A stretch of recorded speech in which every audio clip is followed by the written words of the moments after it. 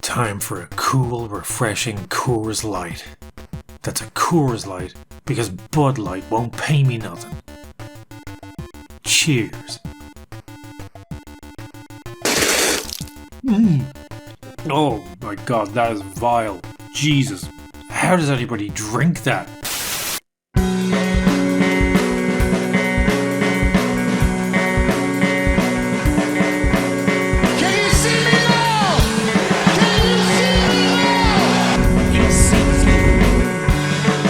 Being in the UFC for me is the only opportunity.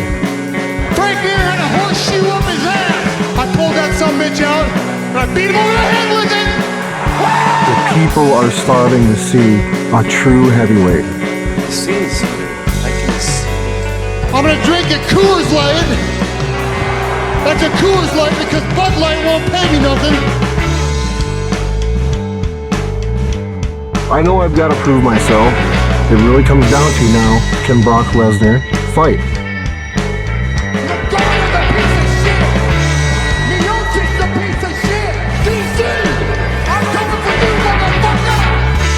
I don't care what people think. I'm coming to this fight to win. That's it.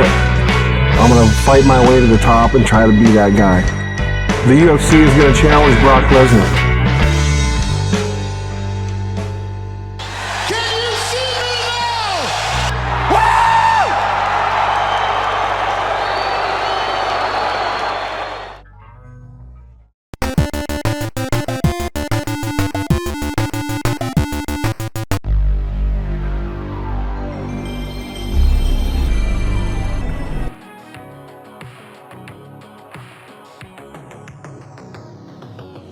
MMA is a young sport.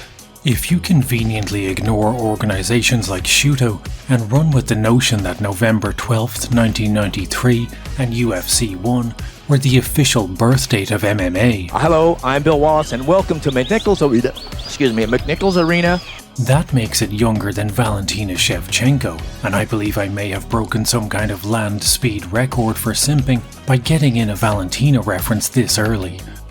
MMA is young, but it has been in existence long enough to have its own distinct eras. There's the no-holds-barred era of the early to late 90s, when fighters were just flinging bullshido at a wall to see what sticks. We have a saying back home that if you're coming on, come on! That was followed by the tap-out era of the early 2000s, characterised by men who never trained a day in their lives, anamorphing into Tank Abbott every time they put on a tap-out shirt. Then we had the biggest explosion of MMA in popular culture in the mid-2010s with the Rousey and McGregor era, also known as the Reebok or Giblert era. The 2020s have given rise to what is arguably one of the worst eras for combat sports. The fighting itself has never been at a higher level, and we've seen some of the greatest fights in the history of the sport in recent years. There's a pay-per-view every month, sometimes even two, and fight night cards almost every week. UFC rivals like Octagon and Ryzen are putting on huge events of their own. By most metrics, there's never been a better time to be a fan, especially now that Cup Noodle Man has finally been arrested for sexual harassment.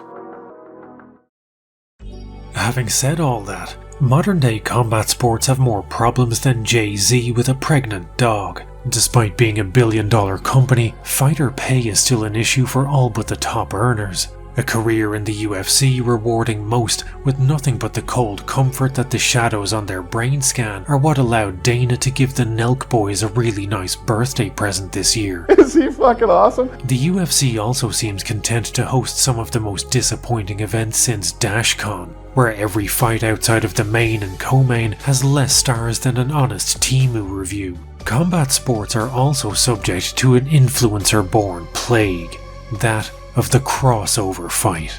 Crossover fights are everywhere. Influencers are fighting boxers, MMA fighters are fighting boxers, yet somehow boxers are never coming to MMA, that's weird, I wonder why that is. MMA fighters are fighting influencers, and just when it seems you've hit crossover bedrock, Jake Paul comes through with the fucking JCB to show you just how much deeper this hole can get.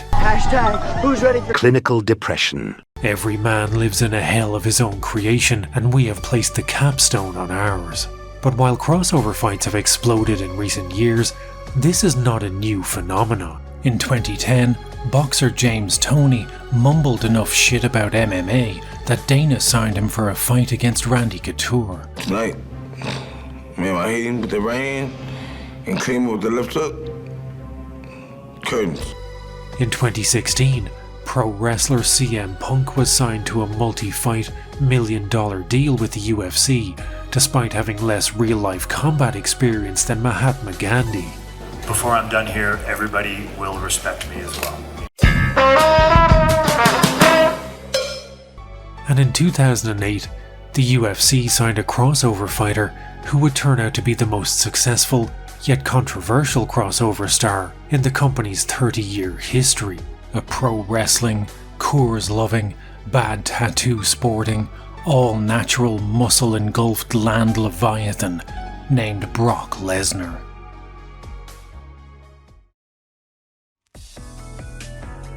When Brock's towering mass subsumed the UFC in February of 2008, it was one of the biggest moments in the company's history, both literally and metaphorically.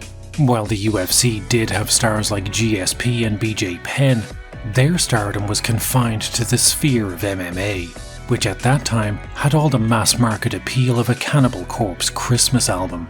Conversely, Lesnar's fame was so universal that even though the last time I watched WWE it was called WWF and had storylines where kidnapping and roofying women was somehow considered acceptable Saturday morning entertainment. You don't see knives, you don't see guns, you don't see rapes, you don't see anything at all like that. Yeah, you just read about them in the news, huh, Vince?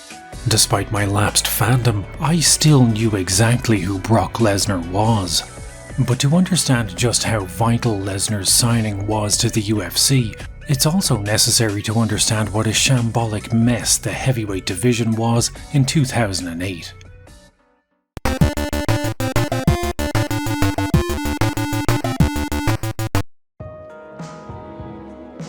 Since its inception, heavyweight had been a problematic division and had arguably never really been that good to begin with. Over the course of heavyweight's first 5 champions, only 2 men managed so much as a successful title defense. To make matters worse, the title was stripped from Couture and vacated by Bas Rutten. People were literally giving the title away. The heavyweight title was starting to look about as desirable as being gifted a copy of Bad Rats on Steam. What seemed like a changing of the guard for heavyweight happened when Josh Barnett won the title from Randy Couture in 2002. A Warhammer-loving, baby-faced nerd, Barnett was the injection of youthful energy the division needed. But whenever Lord of the Void deals combat damage to a player, exile the top 7 card of that player's library, then put a creature card from among them onto the battlefield under your control. Go outside, nerd! Get out! Go! But in reality, this was just a momentary blip in an otherwise uninterrupted downward spiral for heavyweight. Barnett would be stripped of the belt before he could even get the blood hosed off it. Josh had popped for steroids and was forced to vacate the title. However, it should be pointed out that in those days, drug testing was expensive, so it was rarely done. It was kind of an open secret that most fighters were on something, and Barnett's sample was taken 36 hours after he had begun negotiating a more favourable contract with the UFC, which I'm sure is just a bizarre coincidence. Randy would fight Rico Rodriguez for the vacant title, in a match that Dana claimed almost sank the company. The fight was hosted by the Mohegan Sun Casino, and Rodriguez tattooed the name of a rival casino across the entirety of his back, which almost forced the cancellation of the entire event. Rodriguez would lose to Tim Sylvia in his first defense, and the title would fall into a pattern more predictable than the Fibonacci sequence. Sylvia copied Barnett's homework and was stripped of the title as soon as he won it, due to a failed drug test. The next owner, Frank Mir, was also stripped of the title due to inactivity after a motorcycle accident. Broke my leg, tore my knee up to pieces, almost lost my toe for a little bit, but it was hinged on enough that they sewed it back together. And I was wearing leather boots too. And let's all just take a minute to appreciate a simpler time when fighters were actually stripped of titles due to long periods of inactivity. After Mir relinquished the belt, Heavyweight was host to some of the worst fights since Kasumi Ninja on the Atari Jaguar. The situation was so dire that in 2007, a 43-year-old Randy returned to the UFC and beat 31-year-old champion Tim Sylvia to become the oldest champion in UFC history. That's great. Heavyweight was being propped up by a 43-year-old who hadn't fought for 2 years prior to winning the title. The division was in desperate need of change, and that change would come about in the form of a weird, brass-knuckled, dildo sword-looking thing. Pro wrestling and MMA have a far deeper bond than some fight fans may be comfortable admitting. In the early days of MMA, it was common for UFC fighters to moonlight in pro wrestling. Ken Shamrock, Dan Severn and Don Fry all tried their hands in the wrestling ring. But this was generally one-way traffic, men who were professional fighters first, crossing over to pro wrestling to help make ends meet, in an era where being a UFC champion was about as lucrative as an anger management course taught by Sean Strickland.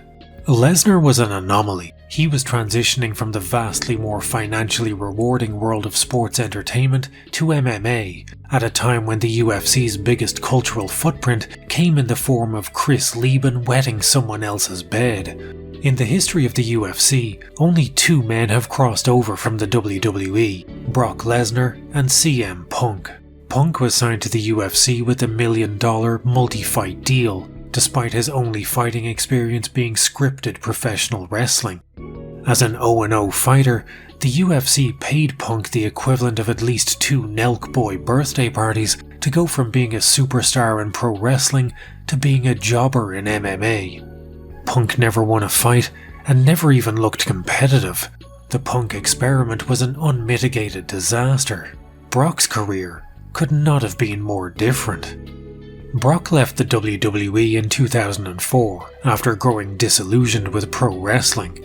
As a former NCAA Division I wrestling champion, Lesnar's desire to feast on the flesh of mortal men simply wasn't being sated with prearranged outcomes and scripted fighting.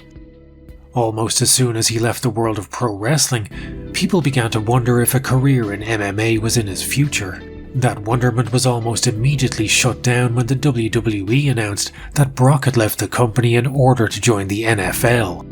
He played a few games for the Minnesota Vikings, but his football career would be cut short by a motorcycle accident that left him with a broken jaw and broken hand, his injuries ultimately leading to him being cut from the team. Lesnar himself claimed that he wasn't all that upset about the death of his NFL career, as deep down, he knew he wasn't destined to be a football player, he was just trying to be anything but a pro wrestler. And it's a sentiment I can understand. Brock was a legitimate wrestler. He dedicated his life to winning that NCAA championship, only to wind up in a career that stereotyped him as a fake fighter. It's like if Luke Skywalker graduated Jedi training and his first assignment was swing this stick around and make lightsaber noises. Brock must have been desperately searching for any line of work that could remove the fake tough guy stigma. Ironically, in his attempt to dissolve his contract and escape the clutches of the WWE, Brock had given them even more power over him. Bitter irony. As part of his exit, he had unwittingly put his name on a non-compete clause that barred him from working for any other wrestling or fighting organization until 2010. So with his NFL career in ruins, Lesnar found himself unemployed, shackled from head to toe by his former employer, and spending more and more time drinking and popping Vicodin.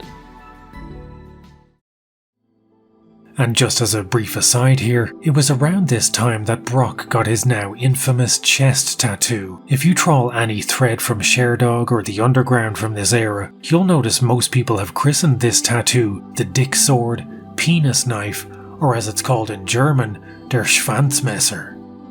Because guess what? Brock's going to make more money than I am when we fight each other. Well, you should get a big penis tattooed on your chest like he has. Yeah.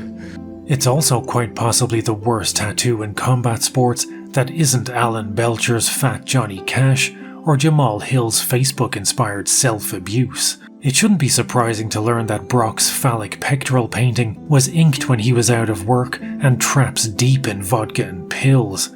We gain some insight into the lore of the Dick Sword in his autobiography, the meaning of his tumescent torso todger laid bare for all. With uncertainty surrounding his career and an ever-growing reliance on booze and pills, Brock felt like there was a sword being held to his throat at all times. It's a recurring theme in his book. Anytime his back is against the wall, whether it's in negotiations with Vince or fighting in the octagon, he describes that sword of Damocles, ready to strike his jugular at any second. Still doesn't explain why he has a giant dick tattoo. 話にならんわ。生まれ変わって出直してこい。お前に三島を継ぐ権利はない。見せてもらおうか。お前に三島を継ぐ権利はない。生まれ変わって出直してこい。見せてもらおうか。お前に三島を継ぐ権利はない。生まれ変わって出直してこい。すりゃ話にならんわ。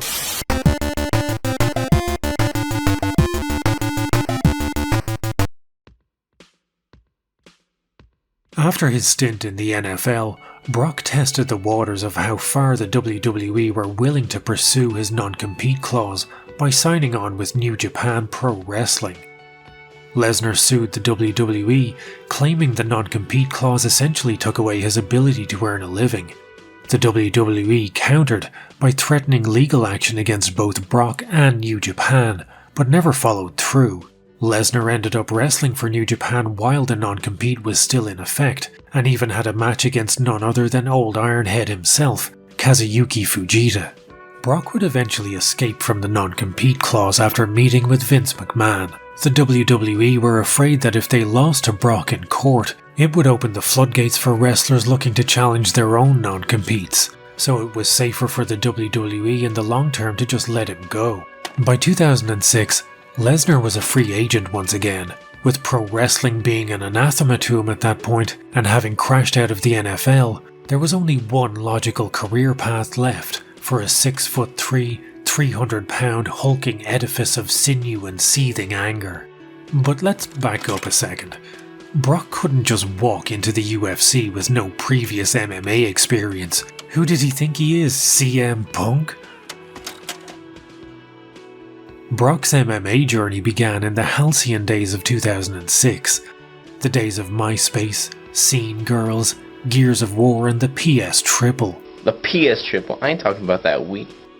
In those days, the WWE and UFC were sworn enemies, competing in a zero-sum game where in order for one to win, the other had to lose. This led to the kind of tit-for-tat war that could only be the product of towering dickheads like Vince and Dana. Vince McMahon tried to bribe legendary commentator Mike Goldberg to not turn up to a UFC pay-per-view, so the UFC aired The Ultimate Fighter directly after Monday Night Raw, in an attempt to siphon off some of the WWE's fanbase.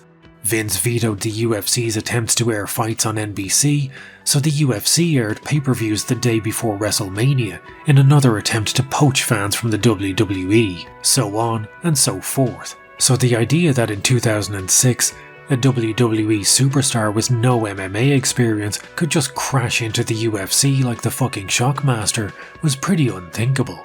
Brock knew this too, so rather than hit up Dana immediately, he and his lawyers arranged a meeting with Japanese kickboxing and MMA promotion K1. A lot of research for this video comes from Brock's autobiography, Death Clutch, my story of determination, domination, and survival. And you know what that means.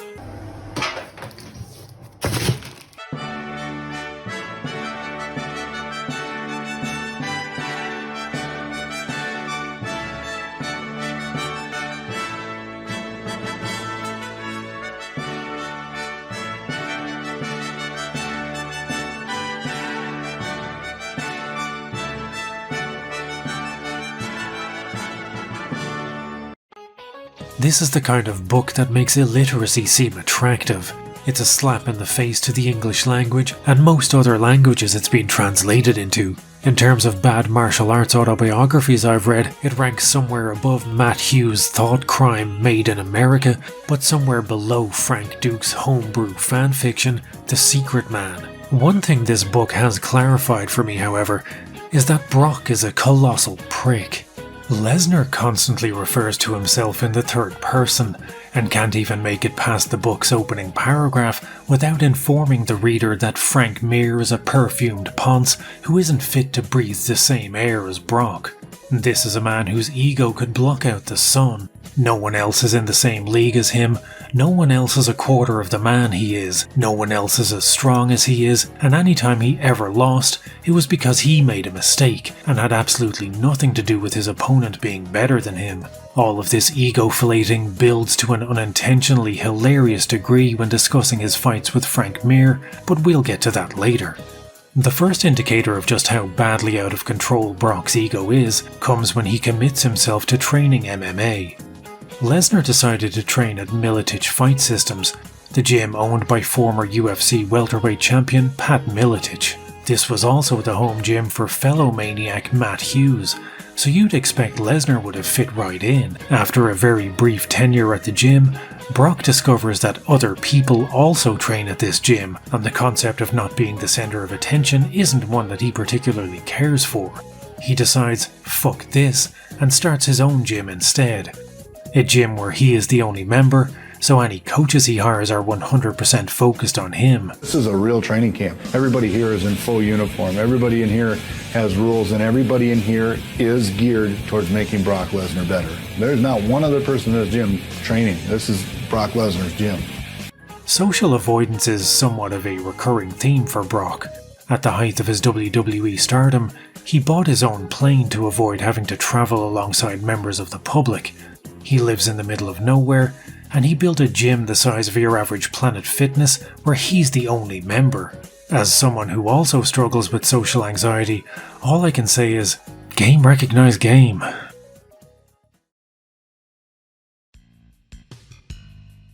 Despite training MMA full-time, Brock still hadn't confirmed who his first opponent would be, or even what organization it would be in.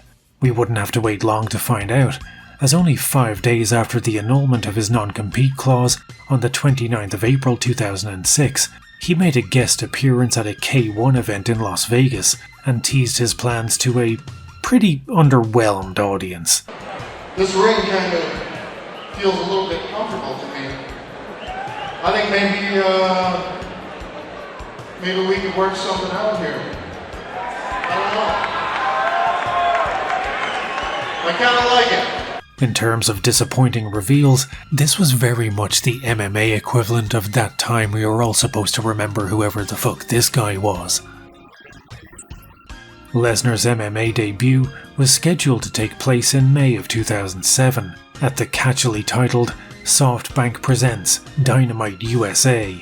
Dynamite USA was a cross-promotion between FEG, who were the owners of K1, and Elite XC.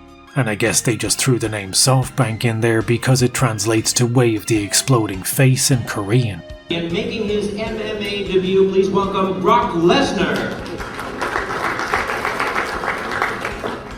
My name is Brock Lesnar. I'm fighting out of Minneapolis, Minnesota. It's an honor for me to be participating in this event. I've been training long and hard for my mixed martial arts debut. I'm well prepared for any South Korean that they put in front of me Saturday night. Despite sounding like an accountancy convention hosted by the Unabomber, the promoters went all in on SoftBank Presents Dynamite USA, including hiring Dennis Rodman to take a shit on the UFC for them. UFC? Fuck that. Okay? UFC? We got Chuck Liddell. Hell no, we got 16 of you guys right here. You know? Any UFC cannot compete with K1. You get it? K1 is the ultimate fighting of fighting. You get what I'm saying? K1 is here to stay.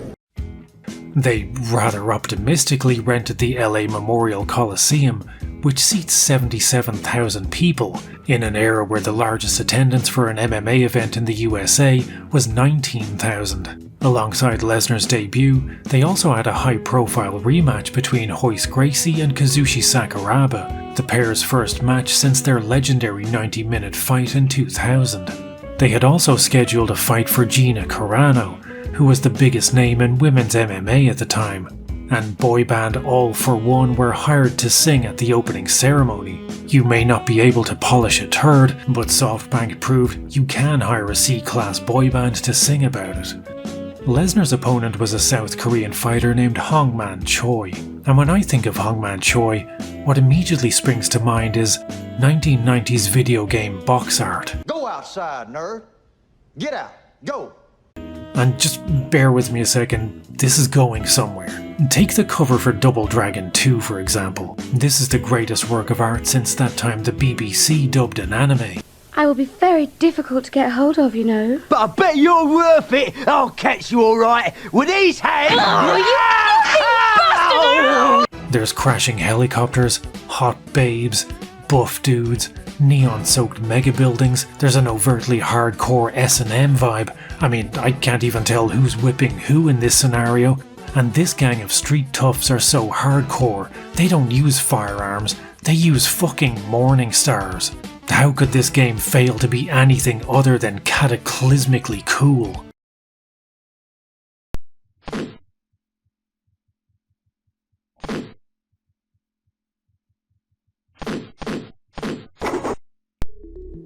Choi's looks are as deceiving as Double Dragon 2's artwork.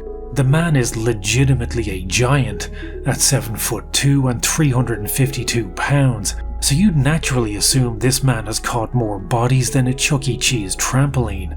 But Choi is, as they say in Korean, 토마토 캔. His record in MMA is 5 wins, 4 losses, but without a single win over any real competition. Despite his massive size advantage, he even owns a loss to the 5'9", 189-pound Minowa man. Brock discusses the matchup in his book, where he only ever refers to Choi as Big Head. I never heard of Hongman Choi, so we looked him up. He was known for being this big, entertaining son of a bitch, a friendly giant who could maul people in fights. But the one thing that I couldn't get over was the size of his head. I mean, his noggin was enormous, even bigger than Big Show's.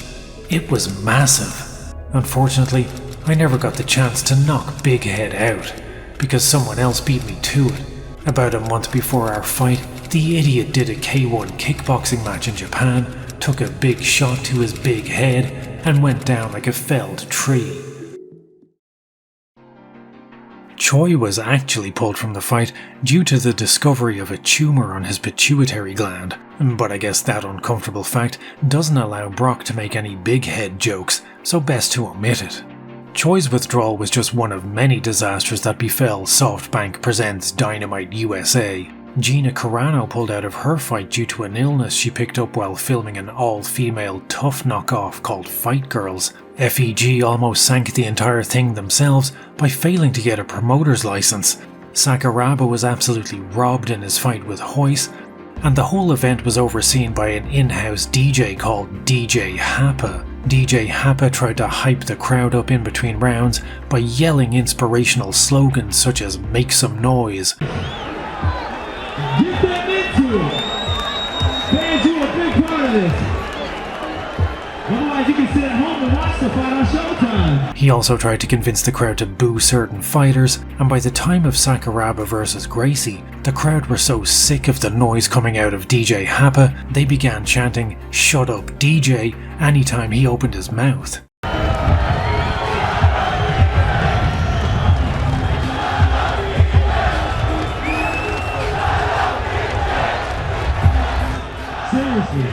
Hongman Choi's replacement was a Korean judoka named Min-Soo Kim. Kim is an Olympic silver medalist in judo and was on the 7th fight of his MMA career, compared to Brock's 0 Olympic medals and 0 fights. But none of that deters Brock from proclaiming Kim as a tomato can bum who wasn't fit to be within farting distance of the great Brock Lesnar. Although to be completely fair, Brock did have kind of a point, as despite his Olympic medal, Kim's overall MMA record is 3 wins, 7 losses, which kind of firmly places him in the bum category. Speaking about his debut MMA fight, Brock said, "I have to give it to K1. They probably put 50,000 or so people into the Coliseum on a beautiful June evening to watch me beat up Min-Soo Kim. Poor bastard had no idea what he was in for. I took him right down and pounded him out." Brock was right about one thing. He had royally pounded Min-Soo Kim, but there were far from 50,000 people in attendance. 75,332 tickets were printed, and 42,757 of those were actually sold. And I know what you're thinking, 40,000 tickets in 2006 is still phenomenal. Until you find out that 39,083 of those tickets were sold to FEG themselves. They bought 39,000 of their own tickets, which leaves the number of actual sold tickets verified through Ticketmaster at 3,674. FEG claimed they bought their own tickets and then immediately sold all 39,000 back to customers. But buying 39,000 of your own tickets in an attempt to resell them either makes you the world's most enterprising scalper or the world's shadiest MMA promotion, and seeing as how they never held another event, I'm going with the latter. In the end, none of this mattered. Not the pullouts, or the strip club DJ, or the abysmal attendance numbers. What mattered was Brock had won his first MMA fight in dominating fashion, and a new era of heavyweight was about to commence.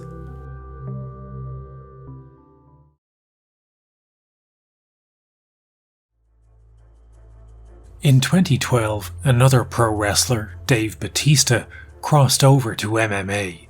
Batista looks like concept art for a video game called Streets of Roid Rage that was rejected for looking too comically muscular. He fought a guy who looked like he had wandered into the octagon during a break from his shift at the hot dog cart, who gave him a far tougher fight than you'd expect based on looks alone. Although he won, Batista never fought again. Perhaps this was more to prove to himself that he could fight for real, and once it was done, he had no desire to pursue fighting any further.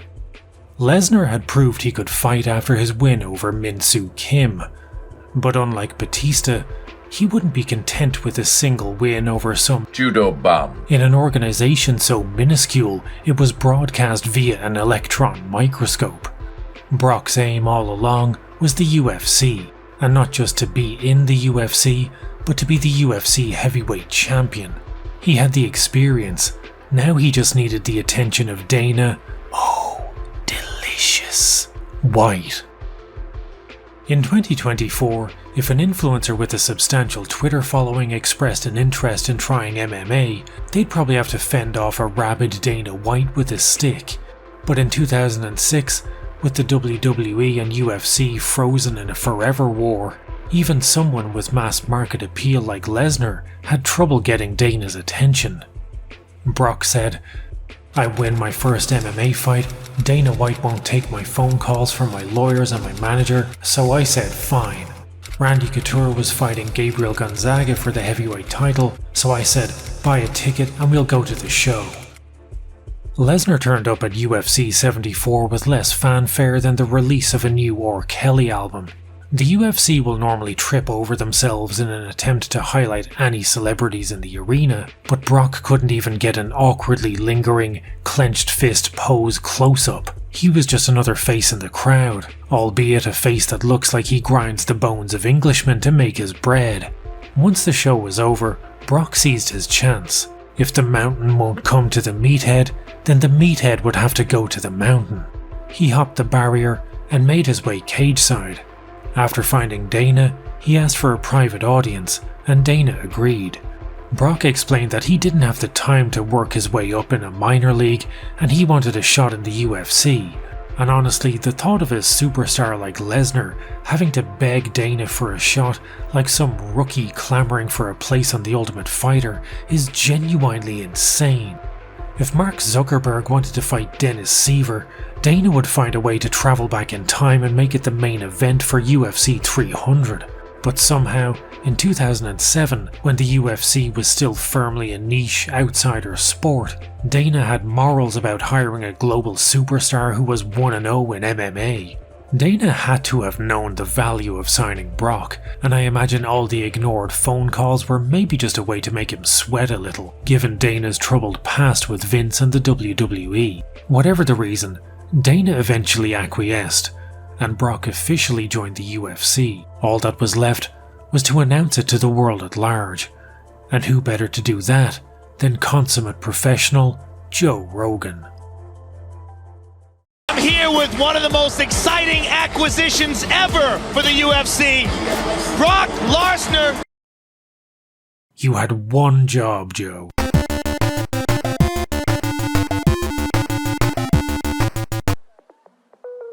Lesnar's debut fight was set for UFC 81, February 2nd, 2008. His opponent was well-known music enjoyer Frank Mir. Mir is a former UFC heavyweight champion, although in terms of title reigns, his is definitely emblematic of the bad old days of heavyweight. He had won a vacant title after it had been stripped from Tim Sylvia for failing a drug test, and without even a single defense, Mir's title reign ended after the belt was stripped from him due to inactivity while he was recovering from a motorcycle crash. Despite his less than stellar time as heavyweight champion, Mir was about as legit a competitor as the UFC could offer at the time, and worlds apart from a judo bomb like Min-Soo Kim. Mir was a BJJ black belt, and regardless of the circumstances surrounding his title win, he was still a former heavyweight champion with a record of 10 wins, 3 losses going into the fight with Lesnar. He was also the head of security at the Spearmint Rhino strip club, and look at this man's face. Of course he was. If ever a visage screamed strip club bouncer, it's Frank Mir's. As alluded to earlier, Brock Lesnar fucking hates Frank Mir. I honestly think if I burned down Brock's house with his family inside while blaring Fire by the Crazy World of Arthur Brown on a boombox, I'd still get invited to Christmas dinner before Frank Mir does. Lesnar and Mir's beef is a complex and nuanced beast, with more layers than an Inuit in January. But if I had to pinpoint the moment that I believe was the origin of the beef, it would be the promotional materials for UFC 81. Lesnar and Mir recorded a promo that escalates in intensity to such a hilarious degree that it's like both men are in an arms race to be the top post on Reddit's I Am Very Badass board. I think Brock Lesnar needs to worry less about what people think about him in the WWE and his reputation, but be more concerned about what's going to happen inside the octagon. I'm at the national tournament, and it's the first round, baby, and here we go. This is the real thing. There's no substitute. This is not a college wrestling match. The first thing that's going to go through Frank's mind is holy this guy is legit. Does he want to get knocked out or does he want to get broken? I can just picture his eyeballs getting big. I want to rip the skin off his face. As I dump him on his head and he doesn't know where the hell he's at. I want him to feel abused. I want his lungs to cave in. I want him to taste his own blood going down his throat. Knock him on his ass, mount him, and pound his head in the mat. This ultimate badassery extends to Brock's book, where he says, Frank had good technical skills, and he was very capable, but I saw a guy who wasn't in my league. I planned to rip out whatever heart Mir had and feed it right back to him.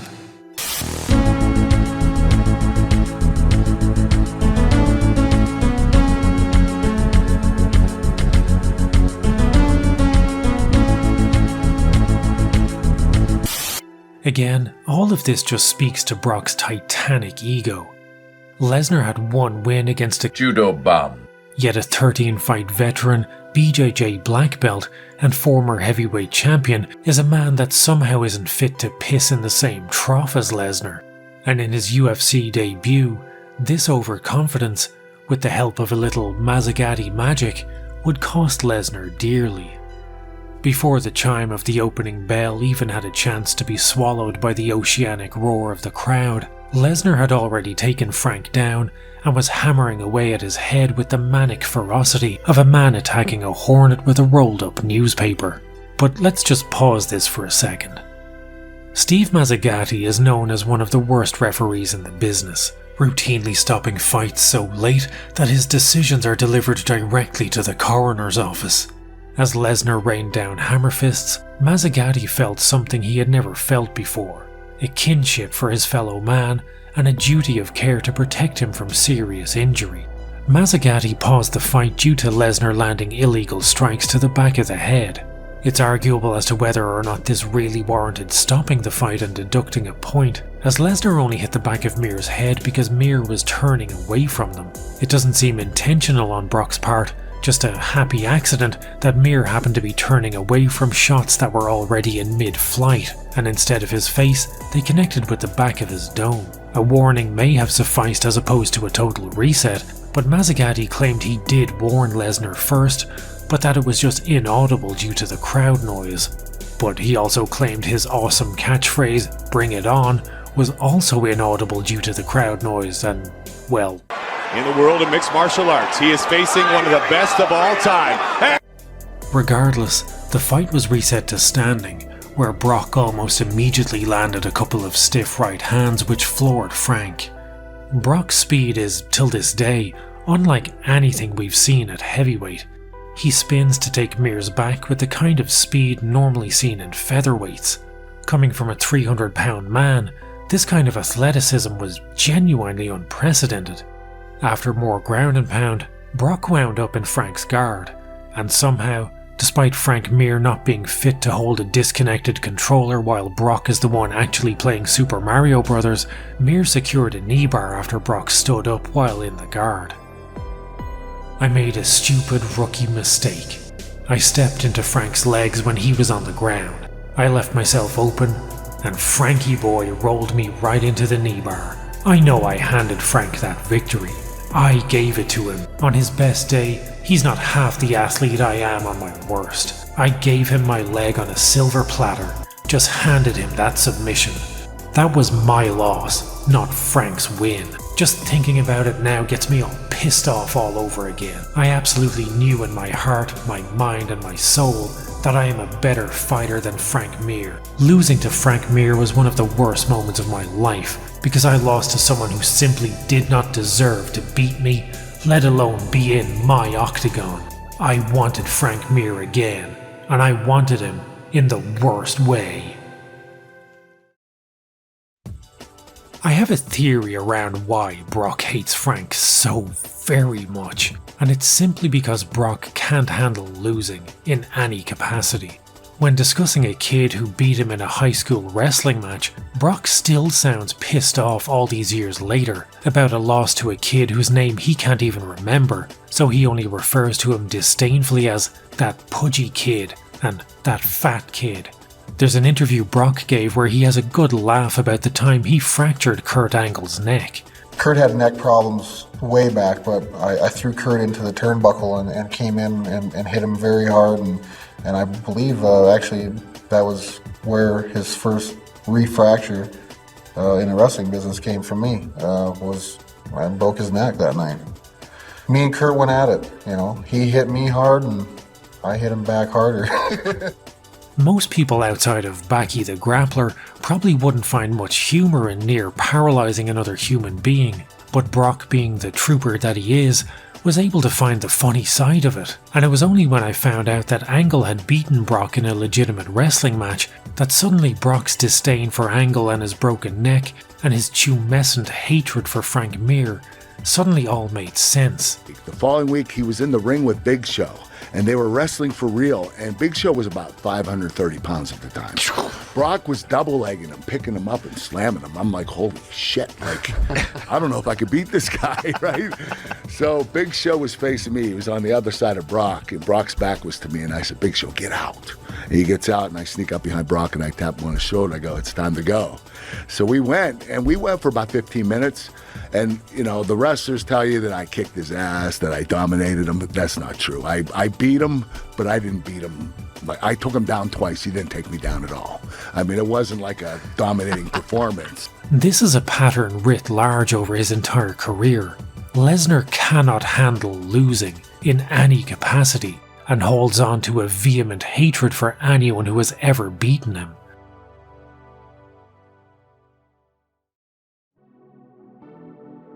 It's hard to say whether or not Brock would have won his debut fight had it not been for the intervention of Mazzagatti, but fighting and coming close to beating someone of Frank Mir's caliber on only your second MMA fight is completely unheralded. Even CM Punk's first opponent, Mickey Gall, was a guy who only had 2 pro fights against complete bums, but Brock had proven he could fight the best the UFC could offer and hold his own. Despite the loss, the Brock experiment had been a huge success. The UFC no longer releases pay-per-view sales data, but in comparison to some recent pay-per-views for which we have verified figures, Brock's debut outsold UFC 274, 269, and 262, to name but 3.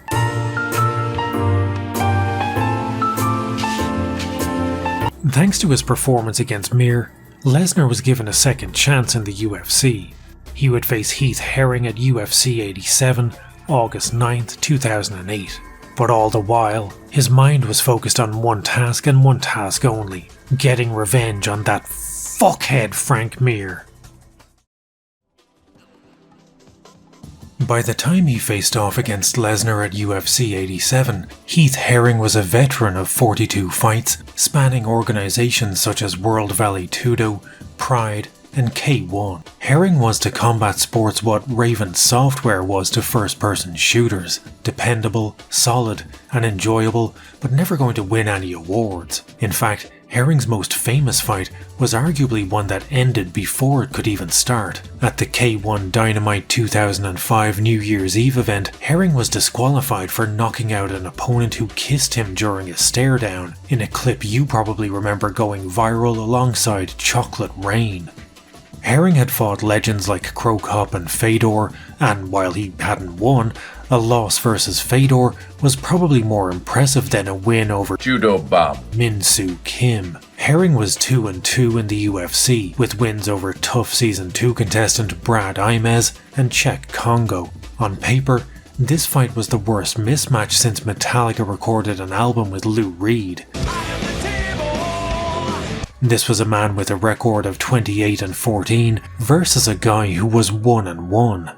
Herring, perhaps buying into the value of his experience a little more than he should have, seemed dismissive of Lesnar in the pre-fight media, describing him as an inexperienced, low-quality opponent. What are your thoughts on Brock Lesnar?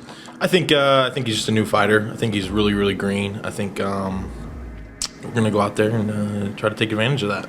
So I feel pretty confident about it. Feel good. I'm not sure who ended up looking worse for their collaboration, Metallica or Lou Reed's decision victory. I fell off the horse against Frank Mir, and tonight I got on that stallion and rode it out of town, baby! Woo! Heath Herring was no bum. He held wins over Igor Vovchanchin, Mark Kerr, and Enson Inoue, but Brock had demolished him and made it look easy. No one in their third MMA fight should have been doing this. It was completely unheard of. The only modern day equivalent we have would be Alex Pereira winning the middleweight championship on his 4th fight in the UFC. And even he had a 33-7 kickboxing record before taking up MMA. Brock had less real-world fighting experience than Ishida Kim, yet he was out here beating battle-tested veterans. This was genuinely like nothing we'd ever seen.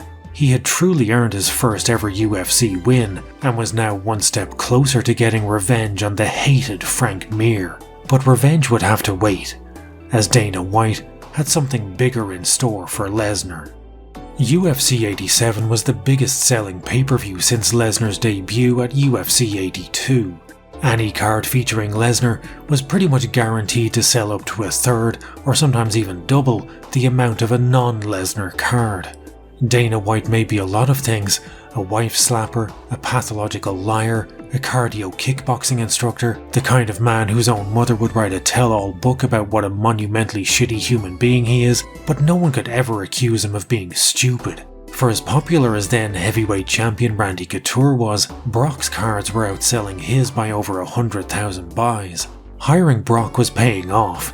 Not only were his cards selling better than life insurance at a Westerosi wedding, over a third of the people paying for his pay-per-views had never bought a UFC pay-per-view before. Dana had to have known that Lesnar was both literally and figuratively the biggest thing in the UFC at that point. The next step was obvious. Dana was about to kill two birds with one gold belt.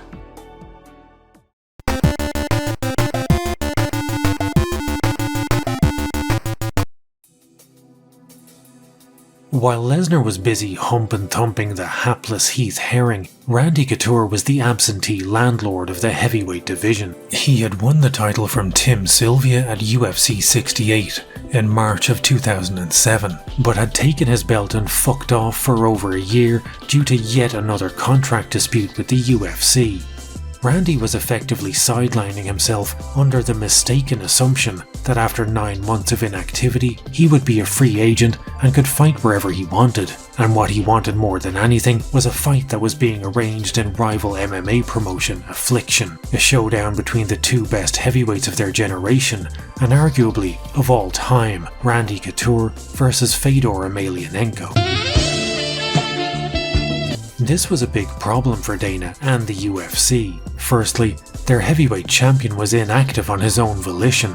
Secondly, that heavyweight champion was a fighter who had caused them nothing but contractual headaches as far back as 1998. And thirdly, if Couture v Fedor actually happened, it would be the biggest fight of the decade and could legitimize Affliction to the point that they actually became a serious threat to the UFC. How does one solve a multifaceted problem like this without anyone's car mysteriously accidentally self-destructing like that one time Randy's manager's brand new BMW spontaneously combusted? In Irish history, there is a term called killing home rule with kindness, and I apologise to anyone I just triggered with excruciating memories of endless Irish history classes with that phrase. The very condensed explanation of this was that back when the entire island was under British rule, in order to placate us anytime we had the audacity to demand the right to govern ourselves, the British would attempt to kill off this desire by giving us the smallest of concessions here and there. Concessions that gave us no real power, but would shut us up while they still maintained an iron grip on the country. Dana did something similar with the Couture problem. The UFC acquiesced to Randy's demands and signed him to a new 3-fight deal. This might seem like a cut and dried victory for Randy on the surface, but underneath, this was a Dana White scheme that was nothing short of diabolical. In re-signing Randy, the UFC had killed any talk of Fedor v Couture by locking Randy into a 3-fight deal. At 45 years of age, this meant he would almost certainly retire within the UFC. The death of Randy v Fedor wasn't so much a nail in the coffin for Affliction as it was riddling Affliction's coffin with the nail gun from Quake. And for his last trick, Dana would pluck the biggest thorn from his side, Randy himself, by making him face Lesnar in his first title defense. By giving Randy that little kindness, he had effectively killed Affliction, was about to kill Randy, and all but guaranteed the biggest rising star in the UFC would be wearing gold before the year was out. The reaction to the announcement of Randy v Lesnar was mixed. Some fans argued Brock hadn't done nearly enough to warrant a title shot, and he hadn't. To find someone getting a faster title shot, you had to go back to the bad old days of 1997, when Maurice Smith made his UFC debut and challenged for the heavyweight title at the same time. This was the point for many fans when Lesnar went from being a fun experiment to someone who threatened the very legitimacy of the sport. Getting a title shot with a record of 2 wins and 1 loss flew in the face of the UFC's claim of being a meritocracy where only the best fought the best, and everything was as real as it gets. Clearly, popularity could buy a title shot as easily as an unimpeachable win streak could. When asked about the legitimacy of giving someone so green a title shot, Dana did himself no favours with the fans when he all but confirmed this fight existed for no other reason than its mass market appeal. Dana said, "We can basically put on fights that the fans want to see. Mark my words, Couture vs Lesnar will be the biggest fight in UFC history." Trawling old forum posts and news articles from this era, there's a genuine sense of excitement and passion for this fight that can be a little hard to find in today's cynical social media era. There's forum posts breaking down in minute detail exactly why Couture absolutely will win, and threads that ran for literal months in the run-up to the fight, One guy even made a full-length comic. There's a real feeling of love and community around this weird outsider sport as it teetered on the cusp of exploding into the mainstream of popular culture. Its die-hard fans cheering for its success, like dinosaurs cheering for an asteroid, not realizing that success would mean that this ridiculous sport, their sport, would no longer belong to them. That success would eventually see it morph into just another commodified, homogenized, and sanitized product.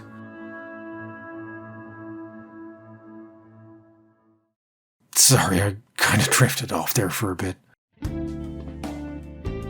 Randy was set to fight Lesnar at UFC 91 in November of 2008. And fun fact, I remember this weekend distinctly, not just because of the fight, but because this was the weekend I met my future wife for the first time and also got a copy of Gears of War 2. We're gonna whoop your mama's ass! Wow! Wow! Wow! This fight was actually part of a 4-man heavyweight tournament. Randy would defend the title against Lesnar, and on the other side of the tournament, Frank Mir would fight Minotauro Nogueira, who had won the interim title while Randy was off doing his Fedor side quest. The winner of Nogueira vs Mir would face off against the winner of Lesnar v Couture to become the undisputed heavyweight champion. Despite Couture's legendary status, opinion seemed to mostly favour Brock. Of 5 journalists who were asked to pick the winner for this Bleacher Report article, 4 of the 5 chose Lesnar. And it's not hard to fathom why. I mean, look at this shit. Randy looks like Brock Lesnar before his textures have loaded in. I don't think it's controversial to say that this fight was Dana's way of taking old Randy out behind the woodshed. Couture was 45, hadn't fought in 15 months, was a permanent thorn in Dana's side, and was fighting a 31-year-old freak athlete who looked like he had been buried alive in a coffin of all-natural farm boy muscle, the kind of physique you get from just lifting hay bales and eating boiled chicken and rice. On paper, Brock outweighed Randy by 45 pounds, but that was the official weigh-in, before you had a chance to factor in any rehydration Brock did post-weigh-ins, as Lesnar was one of the few people in history that had to cut weight to make heavyweight. Randy's got to push around a guy that's 275 pounds that night, and he's coming in at 220, 225 pounds. Experience and game planning can only do so much when faced with the kind of size differential normally reserved for a Gabby Garcia fight. There are very few 45-year-olds who would be willing to fight a prime Lesnar. Hell, given that he was out here breaking necks for fun in the WWE, I don't think there's many 45-year-olds who would have even had a worked fight with him. Randy Couture is a different breed of human.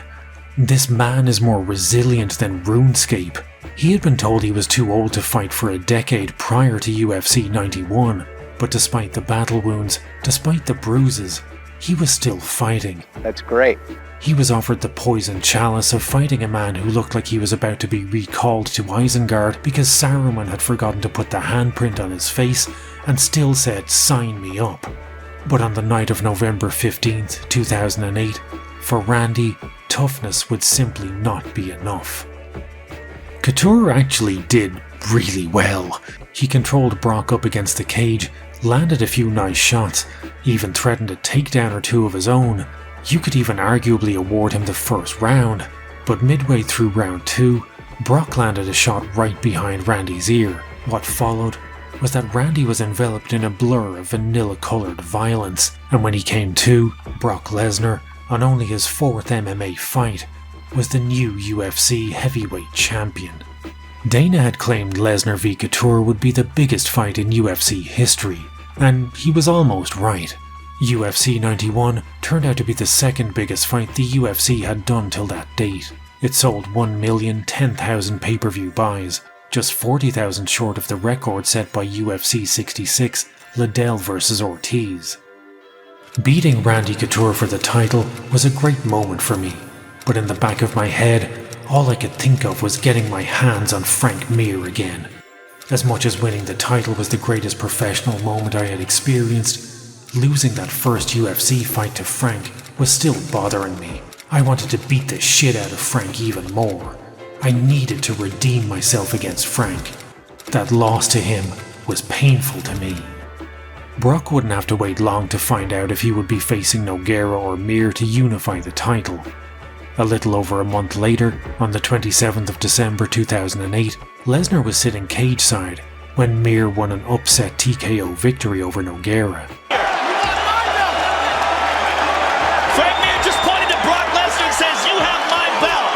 I saw exactly what I wanted. A rematch against Frank Mir.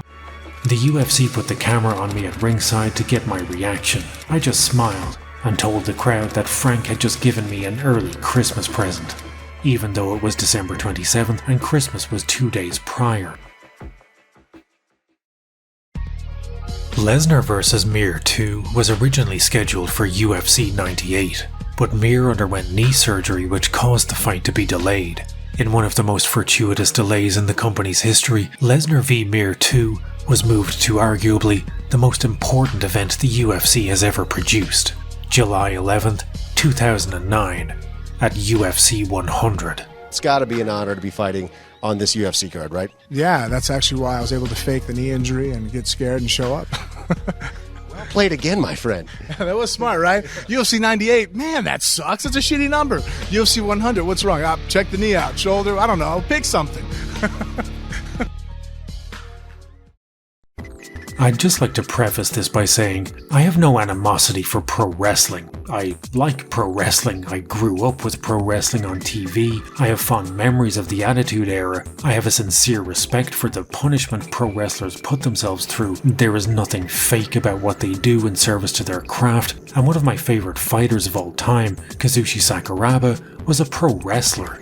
But I remember Brock's title reign. I remember the animosity between pro wrestling fans and UFC fans at the time, and I distinctly remember which side of the divide I fell on. It didn't matter that Brock was a legitimate fighter now.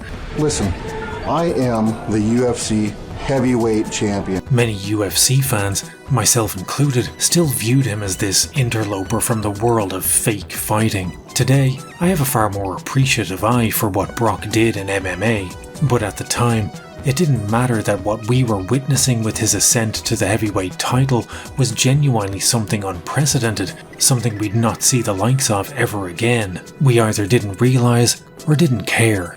We were blinded by the mantra of as real as it gets. UFC was real, WWE was fake, and never the twain shall meet. I and every one of my friends at the time were cheering for literally anyone who would send this pretender back to the world of sports entertainment. WWE fans at the time weren't much better, as back then the UFC was just taking off in popular culture and making pro wrestling look decidedly uncool by comparison. To them, Lesnar was their champion, fighting for the relevancy of the sport they loved. Battle lines were drawn, and sides were chosen. UFC 100 would be the Waterloo of WWE, the Midway of MMA.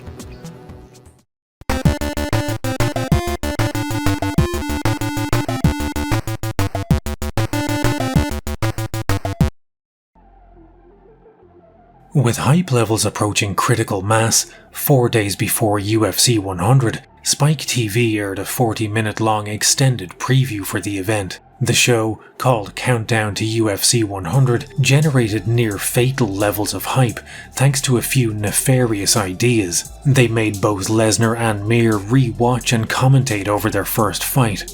He looks scared right there. He don't know what he's getting into, I don't think. He stopped the fight and stood me up, which was confusing for me. I never heard a warning or anything like that. Mazzagatti spent the night at Frank's house the night before, I guess, having supper and sitting in the hot tub together. He's saying he hit me in the back of the head, and when I felt my fingers to the back of my hair, I pulled him up, and there was blood.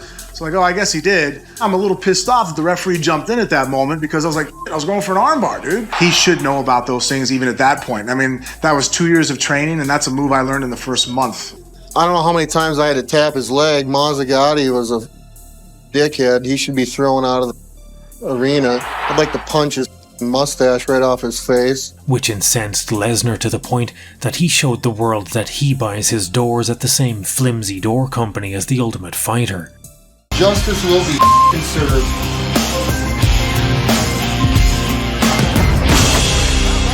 Due to a knee They also gave both fighters a liberal amount of airtime to talk shit about each other. He's not going to go out there and throw a tip kick and a low roundhouse and jab hook and slip off to the side. He's not going to pass my guard with a butt flop and sit over to the mount and hit a Kimura and switch over to north-south choke. I'll tell you what those are later, Brock, so in case you were confused. I'm working on the intricacies of details of maneuvers that he still doesn't even know the names of. I'm the best of the best at amateur wrestling. He's a glorified karate kid that won a few fights, and here he is, with a golden horseshoe up his ass. I know that Brock doesn't train as hard as I do. He might lift weights harder than I do. Because I'm not really a fan of the whole weight training. I'm sure he'll get that sledgehammer and beat the hell out of that tire. Tie ropes to his back and run. If it was arm wrestling, I'd be in trouble, you know? Weights and my double's all I need for MMA. Frank Mir, you're mine. Let's go.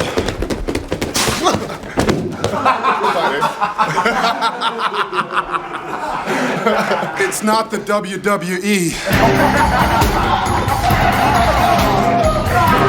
And then, like a schoolyard snitch, they reported directly to Brock everything Mir had been saying about him. Did he really come up with this stuff? Well, good for him. I'm proud of him. The Countdown show was a huge success and drew over 1 million views. UFC 100 was on track to be the biggest event in the company's history by a margin wider than Brock himself. Aside from Lesnar v Mir, the card also saw George St. Pierre defend his title against Thiago Alves, and Dan Henderson carried the hopes of more or less everyone on the planet when he faced Michael Bisping, who at that point was still firmly rooted in his arrogant asshole character arc. The prelims for UFC 100 even featured a young up-and-comer named Jonathan Jones. For the time, this was about as stacked a card as the UFC could put on. Brock discusses the lead-up to the fight in his book, and, well, it's a ride. It doesn't take long for it to descend into a spittle-flecked rant about what Brock is planning on doing to the golden horseshoe that resides within Frank's asshole. So I'm just gonna read the whole thing for you right now. I kept dreaming about what was going to happen in that fight, and I knew I was going to pull that golden horseshoe right out of Frank's ass and beat him over the head with it. Frank went around bragging about how he had beaten me, which was one thing, but now he was walking around like it was a foregone conclusion that he was going to beat me again, and that he was already a champion. He's walking around with a fake title belt, and he thinks it carries the same meaning as the real title? Frank was talking about how my punches felt like the ones his little sister would land after jumping on his back when they were kids. Really? I had made hamburger meat out of his face during the 85 seconds I dominated our first fight, and now he's going to talk about me like I'm some bum? Frank was so arrogant, and it made me just want to punch him in the face so hard that I'd knock his head clean off his shoulders. Even now, just thinking about it makes me want to hand a beating to Frank Mir again and again and again. I wanted this fight bad, not just because I wanted to become the undisputed heavyweight champion, but because I wanted the satisfaction of kicking Frank's ass. I hated the fact that Frank was running his big fat mouth about how he was a great jiu-jitsu expert, about how he showed me the difference between jiu-jitsu and wrestling, blah blah blah. Frank claimed he was this great jiu-jitsu black belt. What a crock of shit. Hey, let's face facts. When it comes to jiu-jitsu, the truth is that a black belt doesn't mean a damn thing to me. Black belt fucking schmack belt. I didn't make that up. It actually says black belt fucking schmack belt right there. That is a real sentence that was written in this actual real book. On the night of July 11th, 2009, over 10,000 people made their way to the sold-out Mandalay Bay Event Center in Las Vegas to see Brock defend his title and possibly exact revenge over the loathsome Frank Mir. As the evening wore on, and drunkenness descended upon the crowd like a miasma, GSP defended his title in rather predictable fashion with a unanimous decision win, and Dan Henderson erased high school math from the list of things Michael Bisping would be able to remember the next day. And as an arena of beer-sodden tap-out shirts and the bored women they arrived with offered an orgiastic howl of excitement to whatever spurned god presides over martial contests. Excitement for UFC 100 reached its crescendo, for finally, the main event was upon us.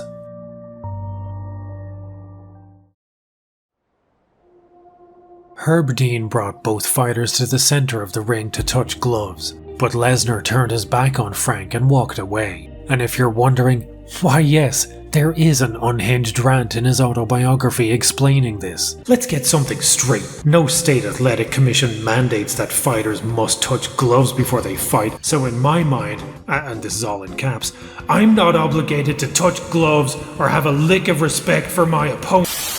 Every now and again, when researching these fights, I'll be lucky enough to strike gold and discover some obscure fan-made material such as Strength Fighter's magnum opus, Slaughter Sport. Stuff that is so good yet so obscure that there's just no way I can't share it with you. When digging through videos from the time of UFC 100, I made a discovery that is not only incredible, but also allows me to show you the best bits of Lesnar vs. Mir 2, while also circumventing copyright issues. For you see, this beautiful bastard, MBG1211, recreated Lesnar vs. Mir with stop-motion animated action figures, all rendered in glorious 240p, which was the style at the time. Now, please enjoy Lesnar vs. Mir 2, the stop-motion animation. 90 seconds remains in the round. All right, now Frank's in a better spot. Frank looks around, looking for the clock, I would assume. All Brock here in round one. The way Brock is holding Frank's neck, he's almost got him in like a neck crank. He's holding the armpit and he's pushing the face forward. Frank can't move his head very well. Knee by Frank, and they go to the ground. Wow, Brock's gonna let him up. Good left hook by Mir, and a nice knee by Mir. He caught him with the knee. Oh, he jumped up a flying knee, a la Uriah Faber. But now Brock's on top again. Up against the Frank's in fence. big trouble. That's it. Trying to finish it. That's it. Phoenix there. Woo! Frank Mir had a horseshoe up his ass.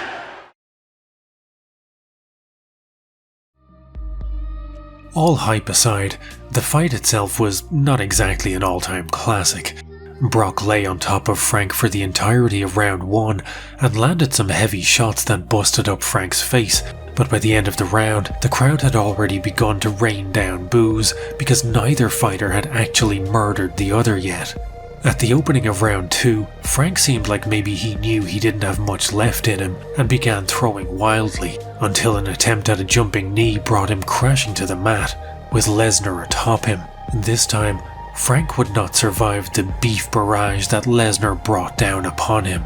Herb Dean waved the fight off, and Lesnar reaped revenge that had been 17 months in the making.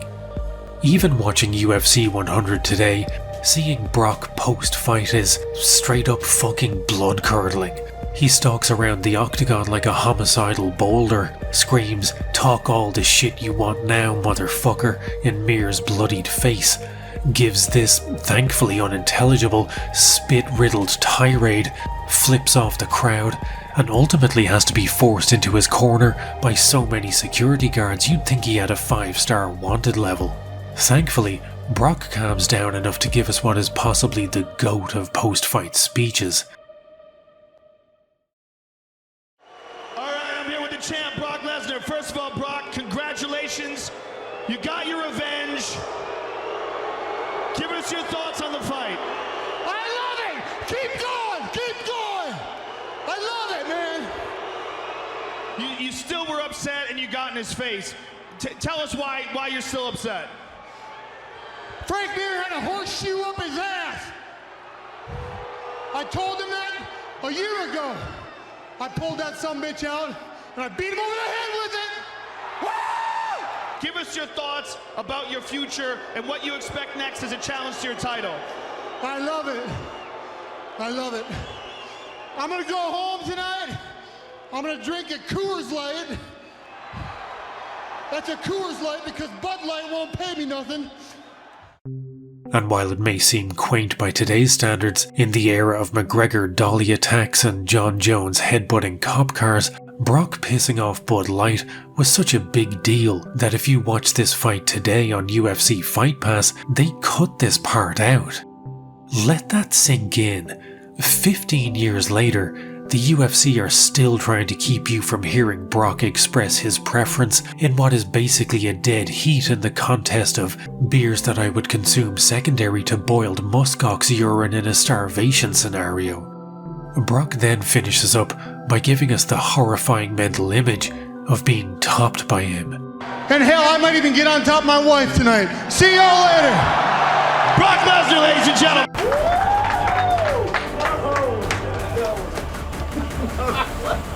8 weeks listening to that dumpster talking trash. People paid a lot of money to get in those seats, and I think I put on a hell of a show all the way around as a fighter and as an entertainer. He came after me. I turned around, he was in my face, and I said, "That's what you get for running your mouth." So I don't know what I turned around, he was there right there. I don't know if he was coming over. I don't think he knew, honestly, he knew where he was. So, you know, I tip my hat to Frank. In the end, you're looking at the right champion. When all the spit ceased flying, UFC 100 had made over $5 million in ticket sales and sold 1.6 million pay-per-views. More than any pay-per-view in the company's history till that point, and a record that would hold for another 7 years, and is still today the number 5 selling pay-per-view of all time. Whether you liked him or not, whether you thought he was a real fighter or just a glorified stuntman, the biggest name in the UFC was Brock Lesnar.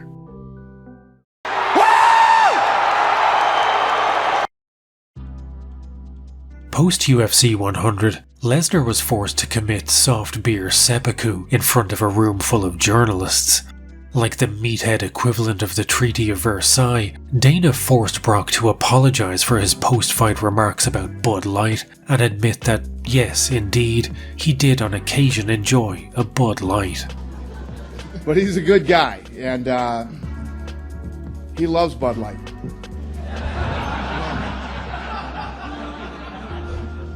I apologize to Bud Light. I'm not biased, I drink any beer, and tonight I'm drinking Bud Light all night. Alright? With the Bud Light controversy put to bed, the UFC were busy planning Brock's next fight. He would defend his title against Shane Carwin at UFC 106 in November of 2009. But Brock's title reign would come to a grinding halt before it could even begin. While on holiday in Canada with his family, he fell sick, gripped by a fever, and so weak he was unable to stand by himself, he was rushed to the nearest hospital. But that hospital was shit, and after a weekend spent in excruciating pain while waiting for a CT scan that never came, he discharged himself and his wife drove him back across the border to a real hospital in the US. They diagnosed me with diverticulitis, and at the time, diverticulosis was which, at the severe case, and I had a rupture of one of my diverticuli, which means I had a hole in my stomach. I was in the hospital for 11 days, no food, no water, fed intravenously, lost 40 pounds. While Brock recuperated, his title defense was moved from UFC 106 to UFC 108, and as it became more obvious Brock's illness was far more serious than first imagined, eventually it was moved to UFC 116, a little over a full year removed from his cathartic victory over Frank at UFC 100. While Brock had brought life back to heavyweight, his illness had paused the division and forced a return to the bad old days of interim titles.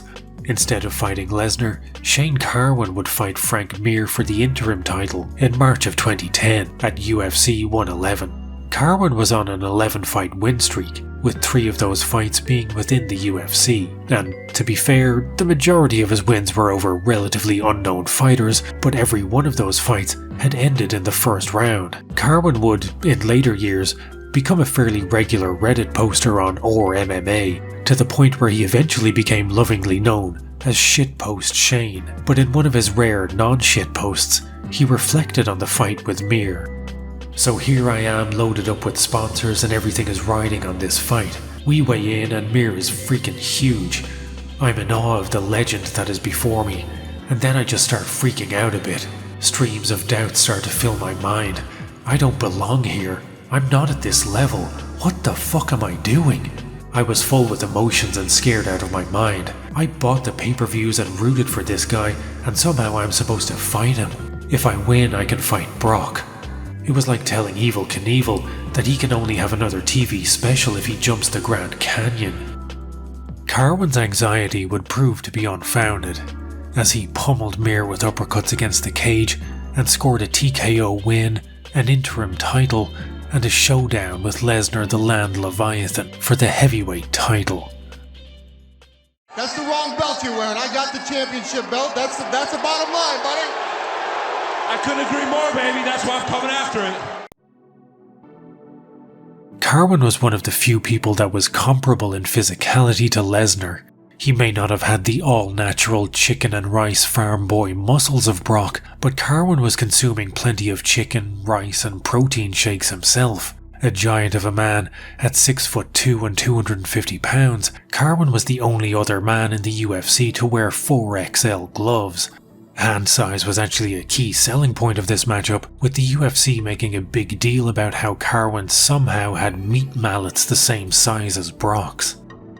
Fan opinion was an even 50-50 split on who would win, and we know this because in a pre-social media era, the UFC were forced to put real effort into marketing fights, and they made a dedicated UFC 116 website where fans could vote on who they thought was going to win, leave a prediction, and get a preview for UFC Undisputed 2010. The night of July 3rd, 2010 arrived, and with it, Brock's return to the octagon after a year-long layoff. If Carwin was as nervous for this fight as he had been for the interim title against Mir, he did a stellar job of hiding it behind a masquerade of industrial-strength violence. Carwin did the seemingly impossible, and beat the country breakfast out of Brock for almost the entirety of round 1. He rocked him early in the fight, and spent the better part of 3 minutes acting out Frank Mir's wildest fantasies in real life. As Carwin swung hammers like old boy against a turtled-up Lesnar, the crowd began cheering his name. Shane was on the verge of achieving what seemed unthinkable at the time. Now here's the question, is Shane Carwin gonna punch himself out here? The answer to that question was yes. Carwin had less gas than a post-apocalyptic future, and was noticeably tired coming out for round 2. Brock took him down, and in another surprising twist offered up by this fight, finished Carwin with an arm triangle submission. In a Reddit post, Shane explained exactly what happened in round 2. I was in pretty bad shape, and don't remember a lot. It really took time for everyone to catch on that I was not cardio dumping, but in serious trouble. The on-site ER crew took my vitals and hailed the ambulance. At the ER, they got it figured out pretty quickly. I had what is called lactic acidosis, and my organs started shutting down towards the end of the first. Regardless of what caused Shane to gas out, Lesnar had won the fight, unified the heavyweight title once more, and beaten his diverticulitis demons.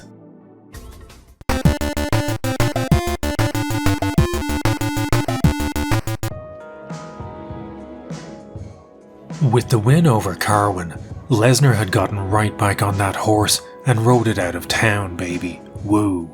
His triumphant return seemed to suggest that he wasn't just back, but that he planned on being an active and dominant champion, as his next fight was scheduled a mere 3 months later in October of 2010. While Brock had been sidelined with diverticulitis, Dana had been shoring up the cracks in the heavyweight division by signing a wave of new talent.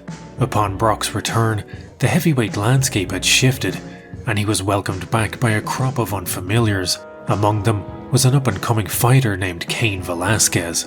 Cain was one of the most promising new heavyweights of that era, a well-rounded, true mixed martial artist who possessed more knockout power than a Mike Tyson brand of chloroform, and was a natural heavyweight. Cain was riding a 6-fight winning streak, and was on the receiving end of a significant push from the UFC, who were eager to use his Mexican heritage to tap into the growing Latin fan base. For his part, Brock had also made an effort to appeal to the South American demographic with the limited success. I'm gonna go drink a Corona and eat a burrito just for your Hispanic heritage, alright? How about that?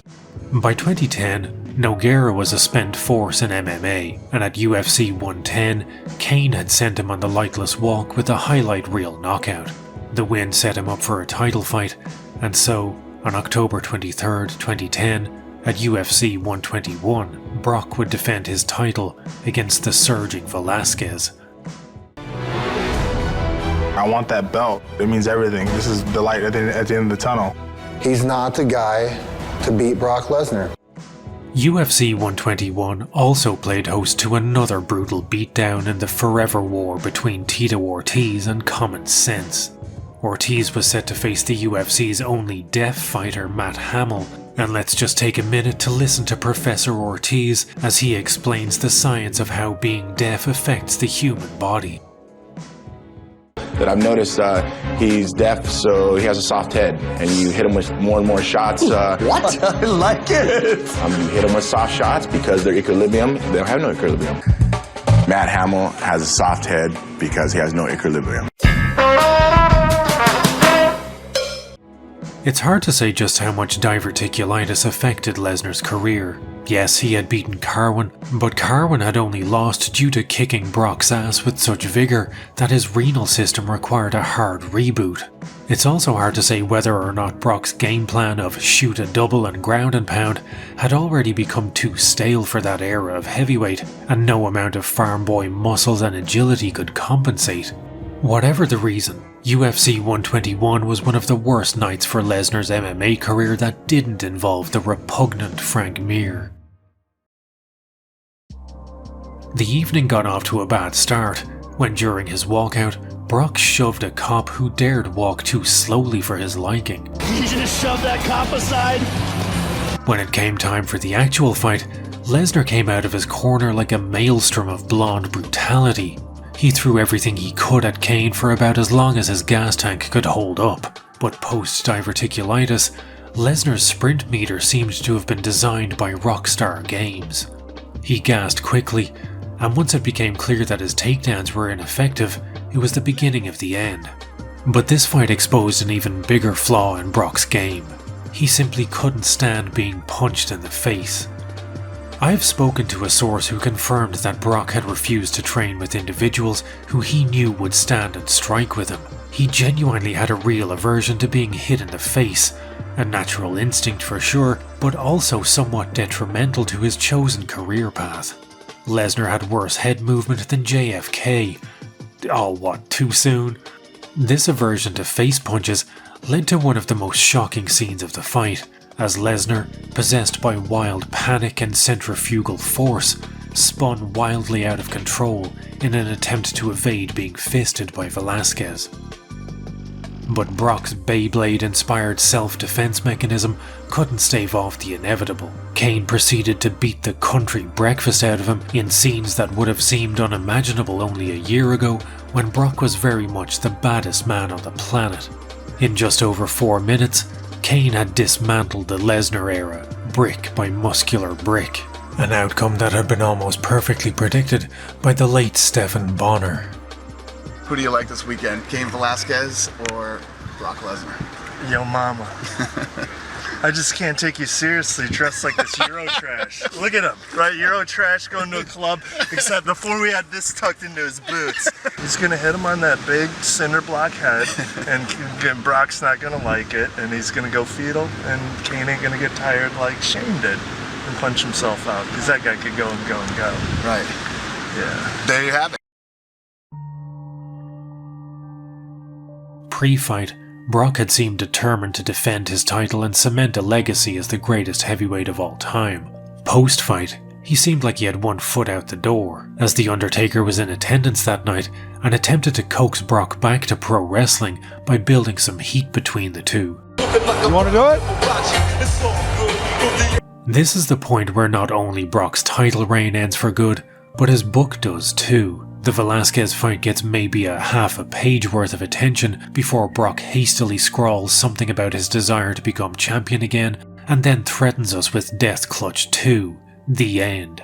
It would have been easy for Lesnar to return to pro wrestling after this loss, or even just disappear into the wilds of Minnesota to hunt and fish for the rest of his life. He had scaled the highest peak of the UFC faster than any fighter before him. For Brock, there was nothing left to prove. And for all the rigors of pro wrestling, getting in the ring with John Cena had to be a far more attractive and lucrative prospect than having Cain Velasquez turn you into a steroid-powered spinning top again. At the time, UFC fans were united in our newfound love for Cain Velasquez. He'd beaten the pro wrestling pretender, and the UFC was once again as real as it gets. We would have relished the idea of Brock scurrying away from the UFC back to the WWE, tail betwixt legs. But Brock was a real fighter, as much as it may have scalded our asses to admit it at the time. And like most champions after a hard loss, he was far from done with fighting. In an interview with ESPN, he said, "I'm committed to Ultimate Fighting, period. I'm happy now. This is what I want to do. I know people think because I lost my last UFC fight to Cain Velasquez that I want to go back to wrestling, but I'm here in the UFC with the goal of winning back my title." And Brock's road back to the title belt ran through the Ultimate Fighter. Brock was set to coach season 13 of the UFC reality show alongside Junior Dos Santos. When the show was over, the two would face off in the octagon, with the winner getting a title shot against Cain. Lesnar's stint on Tough was fairly unremarkable. Season 13 was definitely one of the more forgettable seasons, the high points being our introduction to a young Tony Ferguson. Where's your kid at? Where's your kid at? And Brock alienating his entire team when his attempts at motivational speaking backfired catastrophically. Chicken salad out of chicken. That's what we are. We chicken. I was like, "Zach, call me chicken." Like, what the hell? Because they got that comment. What comment? The chicken comment. And I think it kind of got to a lot of us. I ain't no chicken. That's for damn sure. I just want to clarify this chicken salad issue, all right? You guys were just another fighter, just another 170-pound chicken, but now you guys are chicken salads. Chicken salad, baby. Team Lesnar was the overall winner of the season, and Brock and Dos Santos' title eliminator fight was scheduled for the 11th of June 2011 at UFC 131. But in news that was less surprising than an influencer inappropriately messaging a minor, that fight would never take place. Dos Santos would wind up fighting Shane Carwin for the title eliminator, as Brock was struck down yet again by diverticulitis. When it first struck, Brock had dealt with this affliction by changing up his diet and non-invasive treatments. This time, however, he would need surgery to remove 12 inches of his colon. It would be another 14 months before he set foot in the octagon. Brock had missed his shot at the title eliminator, and when he returned to the octagon, the heavyweight landscape was stranger than a dali. Junior Dos Santos had beaten Cain and was now the heavyweight champion. Shane Carwin had retired. Frank Mir had fallen so far down the pecking order of heavyweight that he was back to fighting Nogueira, a man he had already beaten back in 2008, and a Dutch kickboxer, Pride veteran and former Strikeforce champion named Alistair Overeem had just joined the UFC and needed an opponent for his debut fight. Overeem had fought in Pride in the early 2000s, and if you feel like there's some slight discrepancy between these images that you can't quite put your needle in, you're not alone. Can you clear that up any? Okay, boss. Right, lock on and enlarge the Z-axis.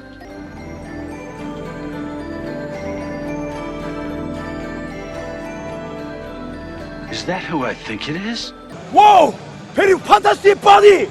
Sometime around the mid-2000s, Overeem suffered twink death and seemingly went through second puberty. He emerged transformed, like a butterfly emerging from its cocoon, absolutely fucking yoked. Whoa! At 6'5" and 256 pounds of cold rolled muscle, this reborn Overeem was dubbed Ubereem, for this ludicrously bemuscled frame would be above all others for all eternity. Once an octagon made out of solid fucking vibranium was secured, it was announced that a showdown between Ubereem and Lesnar would take place at UFC 141 on December 30th, 2011. Lesnar vs Uberim was truly the peak of the pre-USADA era. In fact, I'm pretty sure USADA took one look at the weigh-ins for UFC 141 and dispatched an elite task force of anti-doping ninja commandos to hunt down Dana White for allowing this spectacle to take place. In many ways, this was the kind of fight the UFC had been building to all along. Fighters such as Prime Mark Kerr and Mark Coleman being nothing but a dry run for an absolute spectacle like Lesnar vs Uberim. A fight between two behemoths such as this was the kind of muscle-positive freak show that would have made the entire population of Japan spontaneously orgasm. Whoa! Very fantastic body! There's a very good reason heavyweights nowadays tend to look more like street lethal Scott Ferozzo than a prime Uberim, and that reason is stringent drug testing. Testing was far more lenient in 2011. It was overseen by the Nevada State Athletic Commission and was riddled with problems. The commission had even run out of funding in early 2011 and had to scrap random testing completely, but despite these issues, Overeem had still managed to fall afoul of drug testers prior to UFC 141. Shockingly, for a man who looks like the end result of a Katamari Damacy level set in a bodybuilding competition, Uberim's pre-fight drug test submitted on November 23rd did not meet the commission's standards, possibly because Uberim had just slid a note underneath the commission's door with "I'm clean" written on it. Another sample submitted on the 7th of December also had problems, and at one point, Uberim was even under suspicion of fleeing the country to avoid testing when the deadline day to deliver his sample arrived and he was on a flight to Holland, like Royden Polanski. He was only allowed to fight after agreeing to submit to a supervised urine sample within 72 hours and 6 months of random testing post-fight. After agreeing to those demands, he was granted a conditional license to fight, and the main event of UFC 141 was saved. This is my home. The UFC is Brock Lesnar. I don't care how many fights he's had, or I don't care where his career has been. This is my time. This is my house. I'm going to beat up Brock Lesnar, and it's going to take me no more than 2 rounds to do that.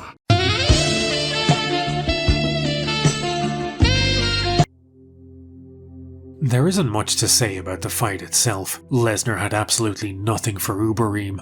This was not the same man who dropped Heath Herring with one punch or charged at Frank Mir like a government experiment to splice silverback and bull DNA. He threatened a single leg that Uberim shut down with almost comical ease, and after that, Brock seemed to just give up.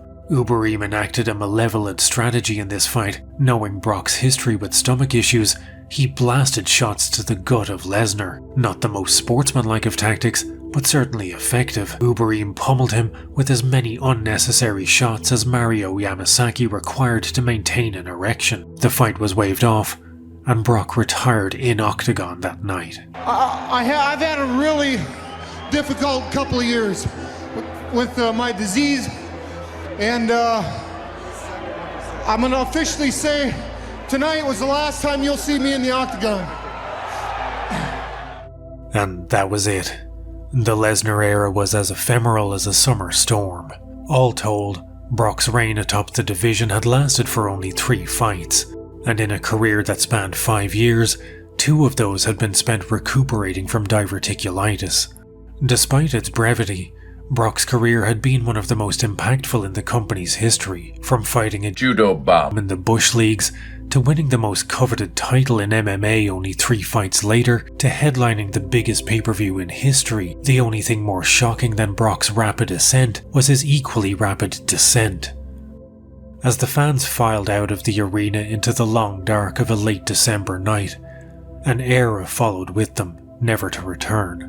Whether they realised it or not, they had borne witness to a piece of MMA history that night.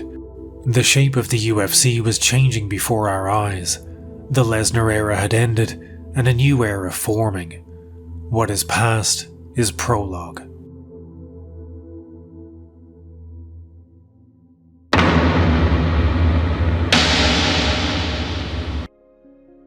Many MMA fans cite 2016 as the year the UFC truly peaked. There has simply never been a more impactful year before or since. Ronda Rousey and Conor McGregor had become the faces of the UFC and the sport's first true global superstars. The ban on MMA in New York that had been in place since 1997 was finally lifted. The company was sold for $4 billion. Conor's rivalry with Nate was born at UFC 196, and his superstardom cemented with double champ status after he had beaten Eddie Alvarez. Ronda's own superstardom came crashing down to earth that year when Amanda Nunes beat her so thoroughly that Ronda probably could have pressed charges. And in the searing heat of Las Vegas in July, the UFC celebrated their 200th event. UFC 200 was set to be the biggest card ever assembled. Think UFC 100, but double. The biggest, baddest fight card in UFC history, UFC 200. Jones vs Cormier 2, McGregor vs Diaz 2, and Amanda Nunes vs Ronda Rousey. 200 was ridiculously stacked, but a bombshell announcement was waiting in the wings that would turn this from merely a fantastic card to an embarrassment of riches. At UFC 199, a promo trailer for 200 was aired that ended with a bigger twist than an M. Night Shyamalan movie about corkscrews. Can you see me now? Can you see me now? What does that mean? I think that means that Brock Lesnar is back, returning at UFC 200. McGregor, Rousey, Jones, Cormier, Diaz, and now Brock, all on the same card. This was basically the Avengers of MMA in 2016. I picked up the phone, I called Dana White and said, listen, if there was any time for Brock Lesnar to come back, it would just make sense that it would be for UFC 200. Fans were stunned, or at least they would have been stunned, had noted MMA journalist Ariel Helwani not broken all this news hours before the official announcement. This was probably the incident that finally pushed Dana to try and remove any and all legitimate journalists from press conferences and replace them with lick-spittles and influencers. Ariel and Dana had always had a tense relationship, and as the UFC grew more successful, Dana viewed entertaining journalists as more of an annoyance than a necessity.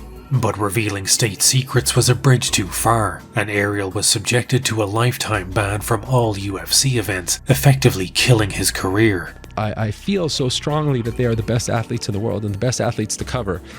And to think that I can't do that anymore at this age is a hard thing to digest.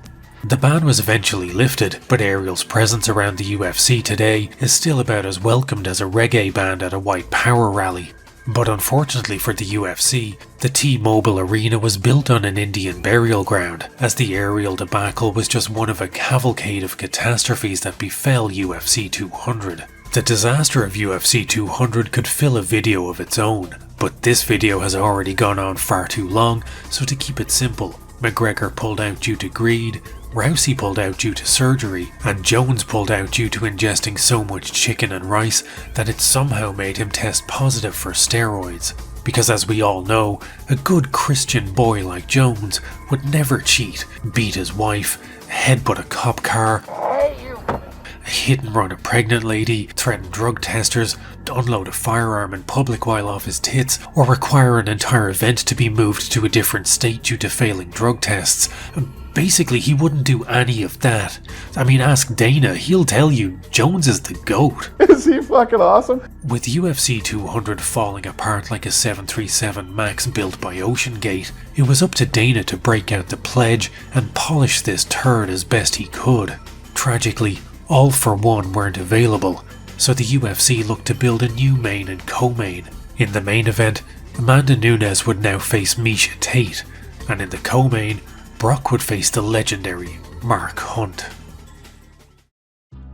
Mark Hunt has fought for Pride, K1, Dream, UFC, and Facebook comment sections. One of the most universally beloved fighters of all time, Hunt was a knockout artist who more or less invented the walk-off KO, the atomic butt drop, and could Queen's Gambit your ass, seeing as how he's also an elite-level chess player. Hunt is definitely one of the more colourful characters in MMA.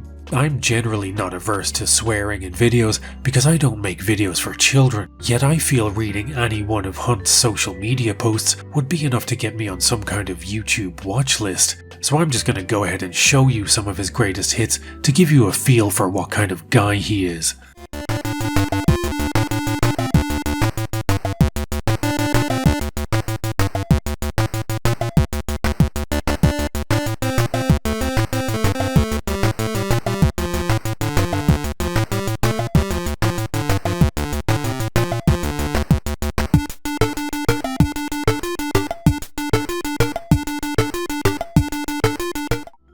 And just as an aside, enjoy working at the petrol station, you ratfuck, is my new go-to insult.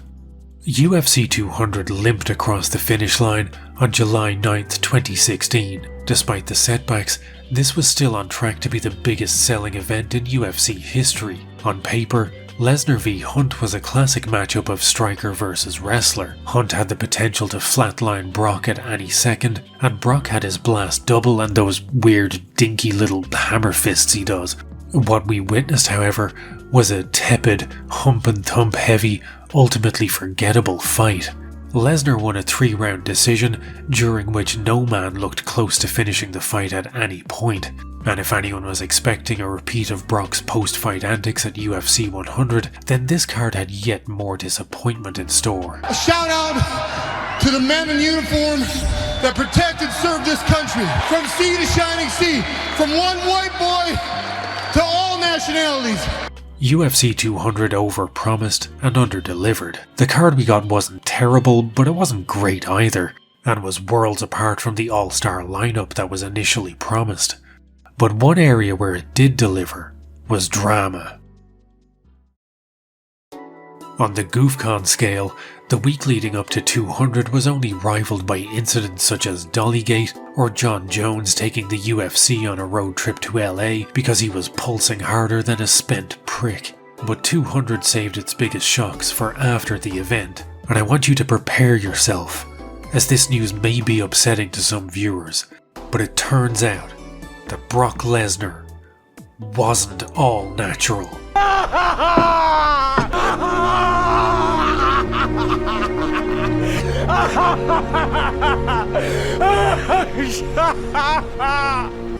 In a stunning turn of events, it emerged post-UFC 200 that Brock had been consuming more than just chicken and rice. He had, in fact, been chowing down on chicken, rice, and an anti-estrogen agent called clomiphene that's used to prevent the side effects of juicing yourself to the point where you look like an AI-generated prompt for forklift truck made of muscle. Brock had been granted an exemption from the rule that states that any returning fighter must be tested for 4 months before competing. He was the first fighter in UFC history to receive this exemption. Dana explained that the exemption was the result of, quote, getting a deal done with Vince McMahon, as Brock was still under contract with the WWE at this time. Lesnar only joined the USADA testing pool on June 6th, a little over a month before UFC 200.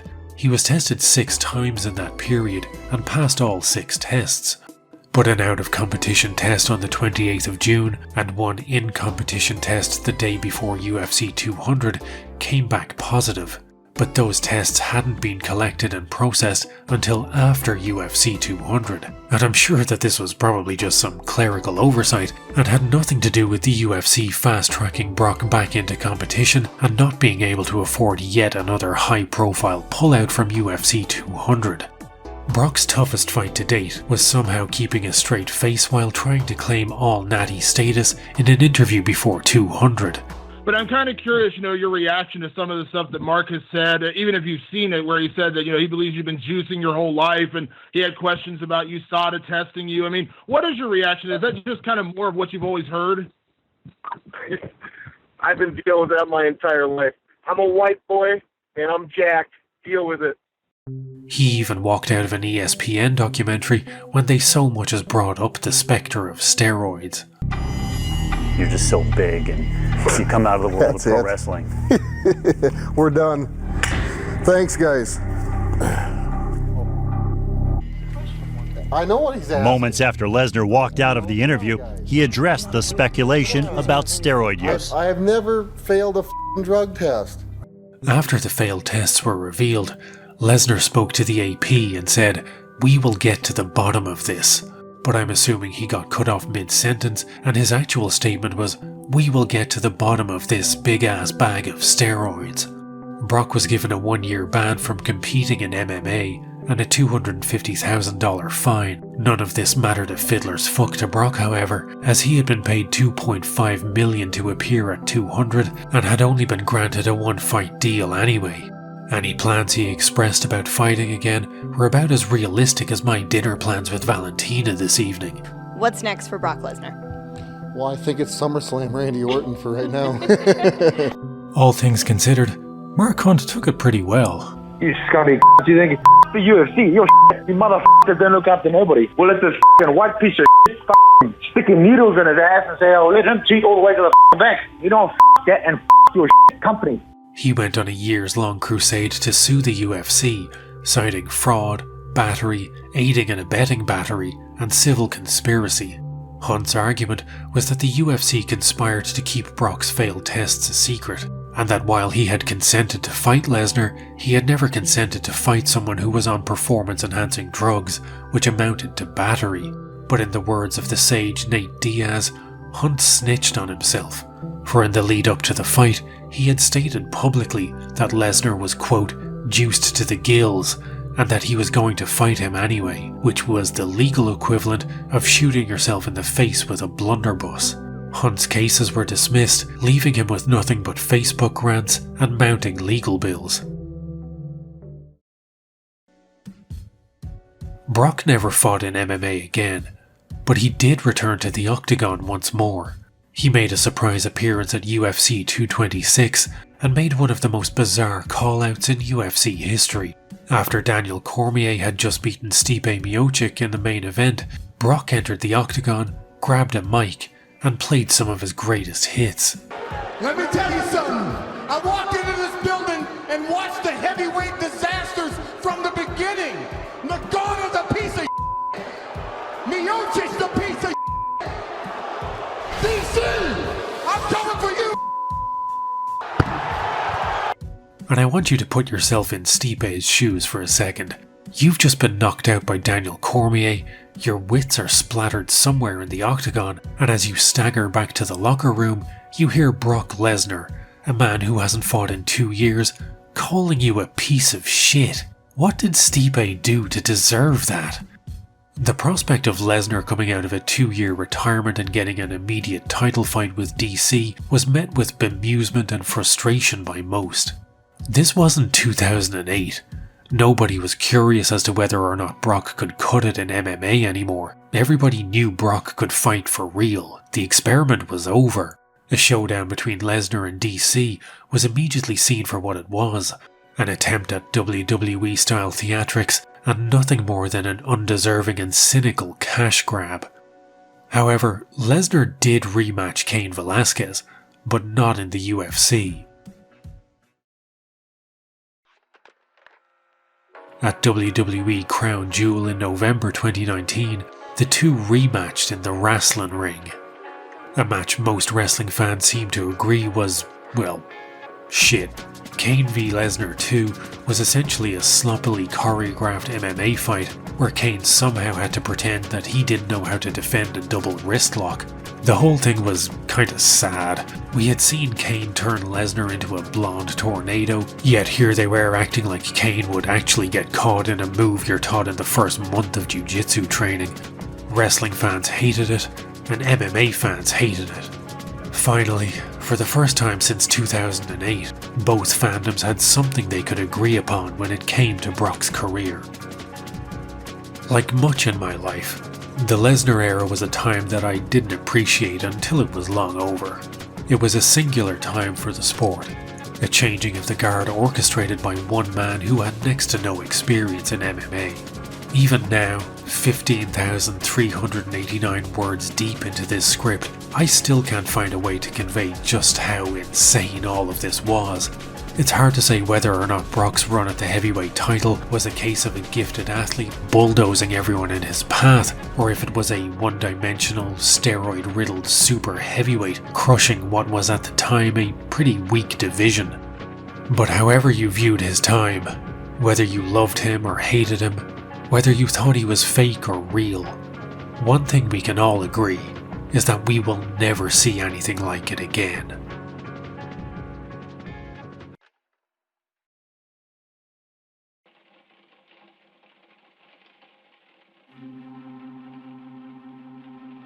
At the time of writing, it is Saturday 27th of July 2024.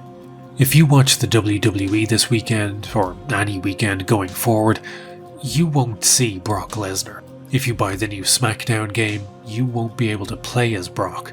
If you play WWE's Supercard mobile game, again, you will be bereft of Brock.